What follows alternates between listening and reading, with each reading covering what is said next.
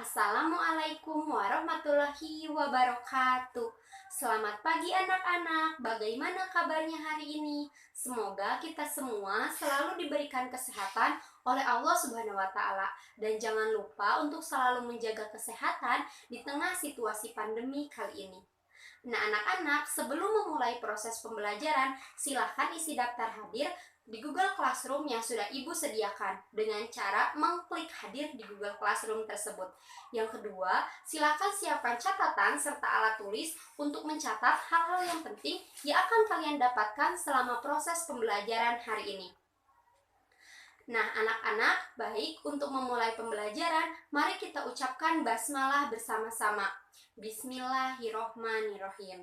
Nah, selanjutnya Ibu memiliki gambar untuk memulai pembelajaran. Nah, ada yang tahu ini gambar apa? Ya, betul sekali ya. Ini merupakan sel sperma dan sel telur. Pasti kita memilikinya kan? Tentu saja, laki-laki memiliki sel sperma dan perempuan memiliki sel telur. Nah, kira-kira anak-anak ada yang tahu bagaimana sih proses pembuatan sel sperma dan sel telur di dalam tubuh? Nah, untuk mengetahui hal tersebut, kita akan membahasnya pada pertemuan kali ini. Pertemuan hari ini kita akan membahas mengenai gametogenesis. Nah, pada materi sebelumnya, kalian sudah membahas mengenai pembelahan sel kan?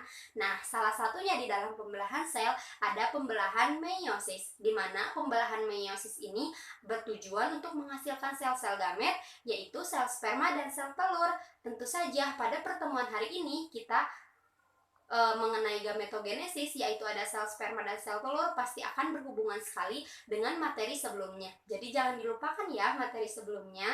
Nah, anak-anak, adapun tujuan pembelajaran yang harus kita capai pada pertemuan hari ini, yaitu yang pertama, siswa diharapkan mampu menyebutkan definisi gametogenesis, menyebutkan definisi spermatogenesis, dan oogenesis. Siswa juga diharapkan mampu menyebutkan tahapan-tahapan spermatogenesis dan oogenesis, serta mampu membedakan spermatogenesis dan oogenesis. Nah, selain itu, siswa juga diharapkan mampu menyebutkan definisi mikrosporogenesis dan juga megasporogenesis. Siswa juga diharapkan mampu menyebutkan tahapan-tahapan pada mikrosporogenesis dan megasporogenesis, serta dapat membedakan mikrosporogenesis dan megasporogenesis. Nah, baik anak-anak, mari kita mulai proses pembelajarannya, yaitu mengenai gametogenesis. Gametogenesis adalah proses pembentukan sel-sel gamet. Pada manusia, gametogenesis dibedakan menjadi dua, yaitu ada spermatogenesis dan oogenesis. Yang pertama yaitu mengenai spermatogenesis. Spermatogenesis adalah proses pembentukan sel-sel sperma, terjadi di tubulus seminiferus yang terletak pada testis pria. Sperma yang baik harus mengalami proses perkembangan dan pembelahan. Pembelahannya dapat terjadi secara mitosis dan meiosis. Sebagai sel gamet, sel sperma harus bersifat haploid atau jumlah kromosomnya harus setengah dari jumlah induknya, yaitu 23 kromosom. Sehingga ketika terjadi proses pembuahan, maka individu yang dihasilkan akan tetap memiliki kromosom yang diploid. Nah, selanjutnya adalah struktur sperma. Sperma yang matang memiliki 3 bagian, yaitu bagian kepala, bagian leher, dan bagian ekor. Di dalam kepala terdapat akrosom yang mengandung enzim hyaluronidase yang berfungsi untuk menembus sel telur dan nukleus yang haploid yang membawa kromosom. Nah, sedangkan di bagian leher terdapat mitokondria, yaitu sebagai sumber energi saat bergerak. Nah, setelah itu ada ekor. Ekor ini berfungsi sebagai alat gerak untuk menuju ovum. Nah, selanjutnya adalah tahapan-tahapan spermatogenesis. Yang pertama, sel induk sperma atau spermatogonium yang bersifat diploid akan membelah secara mitosis sehingga menghasilkan dua sel spermatosit primer yang bersifat diploid. Nah, spermatosit primer ini kemudian akan membelah secara meiosis 1 sehingga menghasilkan spermatosit sekunder. Nah, spermatosit sekunder kemudian akan membelah kembali secara meiosis 2 sehingga menghasilkan spermatid. Nah, spermatid kemudian akan berkembang menjadi sperma yang matang. Sehingga dalam satu kali pembelahan akan menghasilkan 4 sperma yang matang. Nah, anak-anak, tadi kita sudah membahas mengenai spermatogenesis. Bagaimana? Apakah sudah paham? Ada yang mau menyebutkan kembali dalam satu kali pembelahan dalam satu kali pembelahan di dalam proses spermatogenesis dihasilkan berapa sel sperma yang matang? Ya, betul sekali ya jawabannya bahwa dalam satu proses spermatogenesis dihasilkan 4 sel sperma yang matang. Nah, selanjutnya kita akan membahas mengenai oogenesis. Oogenesis adalah proses pembentukan sel ovum atau sel telur yang terjadi di ovarium. Nah, sebelum sel ovum terbentuk, terlebih dahulu terdapat oogonium yang bersifat diploid. Oogenesis ini dimulai ketika janin berusia 5 bulan. Dimulai ketika oogonium melakukan pembelahan secara mitosis sehingga dihasilkan 1-2 juta oogonium hingga bayi lahir, dan kemudian akan berkurang sekitar 300.000 saat berusia 7 tahun dan hanya sekitar 300-400 saja yang akan berhasil diopulasikan setiap bulannya. Nah, oleh sebab itulah para wanita akan mengalami yang namanya menopause atau masa sel kelamin sudah tidak produktif lagi untuk menghasilkan sel-sel gamet atau sel ovum. Nah, kemudian fungsi oogenesis. Yang pertama, satu oogonium ini menghasilkan satu sel telur dan juga 3 badan polar. Nah, badan polar tersebut mempunyai sejumlah kecil sitoplasma. Hal ini membantu dalam mempertahankan jumlah sitoplasma yang cukup di dalam sel telur, yang penting sebagai perkembangan embrio nantinya. Nah, pembentukan badan polar ini juga mempertahankan jumlah kromosom di dalam sel telur. Nah, selanjutnya adalah tahapan-tahapan oogenesis. Yang pertama, oogonium yang bersifat diploid akan membelah secara mitosis sehingga menghasilkan 2 sel oosit primer yang bersifat diploid. Nah, selanjutnya oosit primer akan membelah secara meiosis 1 sehingga menghasilkan oosit sekunder yang bersifat haploid dan juga badan polar primer. Nah, selanjutnya oosit sekunder akan membelah secara meiosis 2 sehingga dihasilkan ootid. Dan badan polar primer juga akan membelah secara meiosis 2 sehingga menghasilkan badan polar sekunder yang bersifat haploid.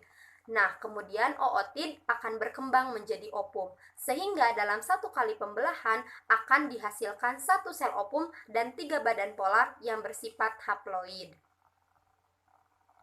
Nah, anak-anak, tadi kita sudah membahas mengenai oogenesis. Nah, bagaimana? Apakah sudah paham? Ada yang ingin menyebutkan kembali apa sih proses oogenesis ini? Nah, betul sekali. Oogenesis adalah proses pembentukan sel ovum yang terjadi di dalam ovarium. Nah, selanjutnya adalah gametogenesis pada tumbuhan. Nah, gametogenesis pada tumbuhan ini juga ada 2 proses, yaitu ada mikrosporogenesis dan megasporogenesis. Kita akan membahasnya satu persatu. Yang pertama adalah mikrosporogenesis. Mikrosporogenesis adalah proses pembentukan gamet jantan. Nah, pembentukan gamet jantan ini pada tumbuhan berbiji terjadi di gametofit jantan, yaitu di kepala sari yang nantinya akan menghasilkan polen. Nah, yang kedua adalah megasporogenesis. Megasporogenesis ini merupakan proses pembentukan gamet betina. Nah, pembentukan gamet betina ini pada tumbuhan berbiji terjadi di gametofit betina, yaitu di dalam bakal biji yang nantinya akan menghasilkan sel ovum atau sel telur. Nah, selanjutnya adalah tahapan-tahapan mikrosporogenesis. Nah, tahapan mikrosporogenesis yang pertama adalah sel induk serbuk sari atau mikrospora akan membelah secara meiosis 1 sehingga dihasilkan 2 sel yang bersifat haploid. Nah, kemudian 2 sel mikrospora yang bersifat haploid ini akan membelah secara meiosis 2 sehingga dihasilkan 4 sel mikrospora yang bersifat haploid. Nah, 4 sel mikrospora ini kemudian akan berkelompok atau menjadi satu yang dinamakan dengan tetrad. Nah, setiap satu mikrospora kemudian akan mengalami karyokinesis sehingga dihasilkan 2 inti haploid, yaitu inti generatif dan juga inti vegetatif. Nah, kemudian inti vegetatif tidak membelah, sedangkan inti generatif kemudian akan membelah secara mitosit tanpa karyokinesis sehingga dihasilkan 2 inti sperma. Sehingga dalam sebutir serbuk sari akan dihasilkan 3 inti haploid, yaitu 1 inti vegetatif dan 2 inti sperma atau inti generatif. Nah, anak-anak, tadi kita sudah membahas mengenai mikrosporogenesis. Bagaimana? Apakah sudah paham? Ada yang ingin menyebutkan kembali berapa inti yang dihasilkan dari sebutir serbuk sari? Nah, betul sekali ya jawabannya bahwa dalam sebutir serbuk sari dihasilkan 3 inti yang bersifat haploid. 1 inti merupakan inti vegetatif dan 2 inti adalah inti generatif atau sperma. Nah, sekarang anak-anak kita akan membahas mengenai megasporogenesis atau tahapan-tahapan megasporogenesis.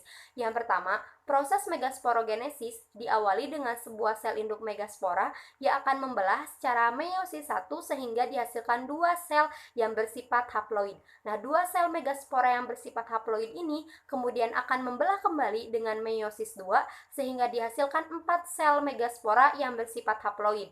3 sel akan mengalami degenerasi. Nah, selanjutnya megaspora yang masih hidup masing-masing akan mengalami 3 kali karyokinesis tanpa sitokinesis sehingga dihasilkan 1 sel besar atau kandung lembaga muda dengan 8 inti haploid. Nah, dalam megagametopit 4 inti berada pada sisi kalaza atau bagian antara bakal biji dan tangkal biji, dan 4 lainnya terdapat di dalam mikropil. Mikropil berfungsi sebagai jalan masuk serbuk sari ke dalam kandung lembaga. Nah, 1 inti dari tiap-tiap sisi akan bergerak menuju ke pusat dan bersatu membentuk inti kandung lembaga sekunder yang bersifat diploid. Nah, sel yang terbentuk ini biasa dinamakan dengan sel pusat. Nah, sedangkan 3 inti di bagian kalaza dinamakan dengan inti antipoda, inti di bagian tengah dan dekat mikropil dinamakan dengan opum atau sel telur, dan yang di samping kiri kanannya dinamakan dengan sinergit. Sehingga pada kantung lembaga terdapat 3 inti antipoda, 2 inti sinergit, dan 1 opum, serta 1 inti kandung lembaga sekunder yang bersifat diploid. Nah, anak-anak, kita sudah membahas mengenai mikrosporogenesis dan megasporogenesis. Bagaimana? Apakah ada yang ingin ditanyakan? Sudah tahu perbedaan mengenai mikrosporogenesis dan megasporogenesis? Ya, betul sekali ya bahwa mikrosporogenesis ini terjadi pada tumbuhan jantan, sedangkan pada megasporogenesis ini terjadi pada tumbuhan betina. Seperti itu. Nah, baik anak-anak, untuk penyampaian materinya sudah selesai. Selanjutnya adalah tentang penugasan. Ibu sudah mengupload LKPD di Google Classroom. Silakan download LKPD tersebut dan diskusikan bersama dengan kelompoknya masing-masing. Untuk daftar kelompoknya sama dengan kelompok yang pada pertemuan yang pertama ya. Nah, setelah itu silahkan carilah informasi sebanyak-banyaknya sesuai dengan arahan LKPD. Lalu jawablah pertanyaan di LKPD sesuai dengan informasi yang kalian dan kelompok kalian dapatkan. Setelah itu, kumpulkan lagi hasil diskusi kalian berupa LKPD di Google Classroom yang sudah Ibu sediakan. Dikumpulkan oleh perwakilan kelompoknya saja ya. Nah, anak-anak, untuk pertemuan hari ini dicukupkan sekian. Adapun kesimpulan yang dapat kita peroleh adalah yang pertama, gametogenesis adalah proses pembentukan gamet atau sel kelamin. Nah, gametogenesis ini dapat terjadi pada manusia ataupun hewan dan juga terjadi pada tumbuhan. Nah, pada manusia ada 2 proses, yaitu spermatogenesis dan oogenesis. Nah, spermatogenesis ini adalah proses pembentukan sel-sel sperma yang terjadi di tubulus seminiferus, yang terjadi di testis pria. Nah, yang kedua adalah oogenesis. Oogenesis adalah proses pembentukan sel-sel opum yang terjadi di ovarium pada wanita. Nah, begitupun pada tumbuhan terjadi 2 proses juga.